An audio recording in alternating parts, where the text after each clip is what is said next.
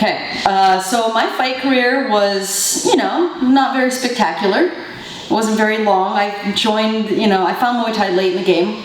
I think it's been about 5 years since I fought right now.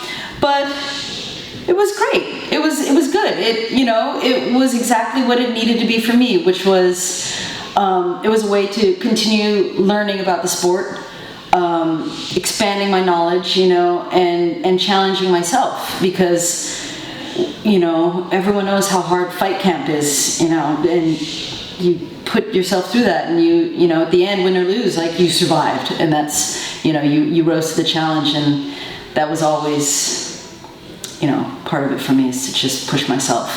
I feel like I've always learned the most when I've been in fight camp. I didn't ever think I would be owning a gym. John Sanon came to me and he said, he wanted to open a gym, and he's done so much for the sport, and he has so much knowledge, he has so much skills and knowledge that, how could I say no? I had to do this. And I wanted to make sure that he had the proper showcase and the proper place, a home for him.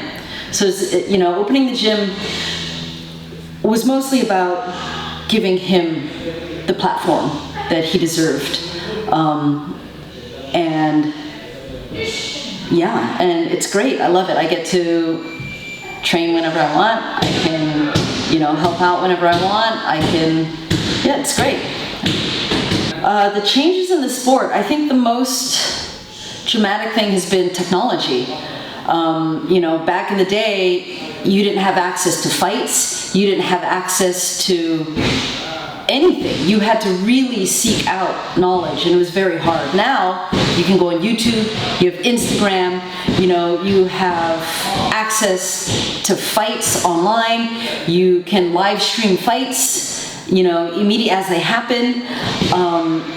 People have to have their fight Instagram page, you have to create a persona, you have to, there's just so much more that is required of a fighter, one, and two, also just the amount of information out there is so much more accessible. And we're talking a difference of, 5 to 10 years. This has been a huge change. There's so much more visibility, and good and bad. I think overall, I think it's a great thing. I love being able to live stream fights as they happen, and the exposure is so much more. So the difference between men and women, I personally deal with, I teach the women's class, and it's, the basic level. And so it's like the intros, the beginners, and I feel like, the women, there's a lot more, first off, they pay attention way more. There's definitely more focus on technique. We can't power through, we can't muscle through, we can't use our strength to barrel through anything. We have to learn technique, and so the attention to detail is necessary. And I think that it's harder for women to get started. There's a lot more social, walls put it, like, to be aggressive, to take charge, or to just be able to hit something. We're not taught that, to hit someone else, we're not taught how to do that. We don't have a whole lot of experience, whereas guys may have been wrestling with, their friends all their life. We don't have that kind of physical contact that we learned, and a lot of times you have to teach women how to have that level of contact. It's okay to hit someone, to kick someone. We have to learn that